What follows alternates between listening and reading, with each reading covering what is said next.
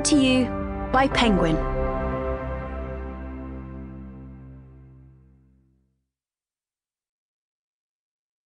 A stranger in your own city. Travels in the Middle East's long war. Written and read by Ghaith Abdul-Ahad. Iraqis and palm trees. Who resembles whom? There are millions of Iraqis and as many, or perhaps somewhat fewer, palm trees. Some have had their fronds burned.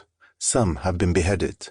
Some have had their backs broken by time, but are still trying to stand. Some have dried bunches of dates. Some have been uprooted, mutilated, and exiled from their orchards.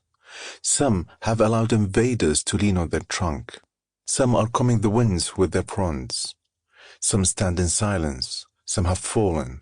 Some stand tall and raise their heads high despite everything in this vast orchard, Iraq.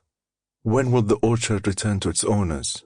Not to those who carry axes, not even to the attendant who assassinates palm trees, no matter what the color of his knife. Sinan Anton, The Corpse Worship. Author's Note. This book is a work of non-fiction based on the life experiences and recollections of the author. The majority of the stories told here took place in the midst of violence and civil wars, and in many cases, the people featured in these stories, both the victims of that violence and its perpetrators, asked for the names to be changed for their protection. A lot of literature has been published on Iraq and the rise of the Islamic State and sectarianism in the region.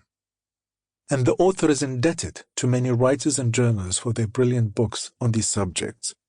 In particular, Charles Tripp's A History of Iraq, Samuel Helfond's Compulsion in Religion, Johann Franzen's Pride and Power, Fawaz Girgis' ISIS, A History, and of course, the mighty Hanna Batato and his authoritative work, The Old Social Classes and the Revolutionary Movement of Iraq.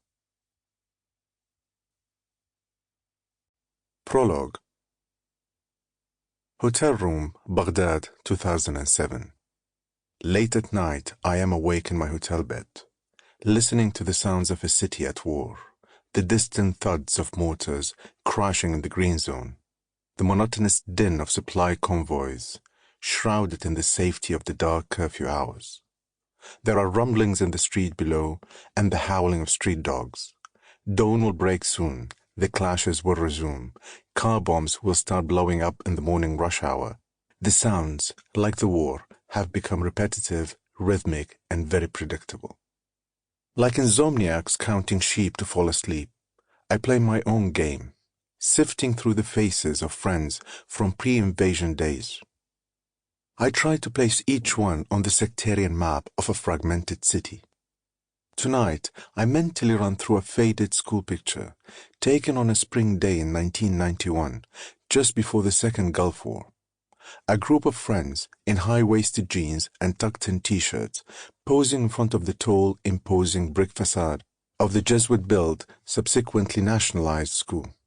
Scrawny limbs, hollow chest, childish and naughty eyes, and the first traces of mustaches lining their lips.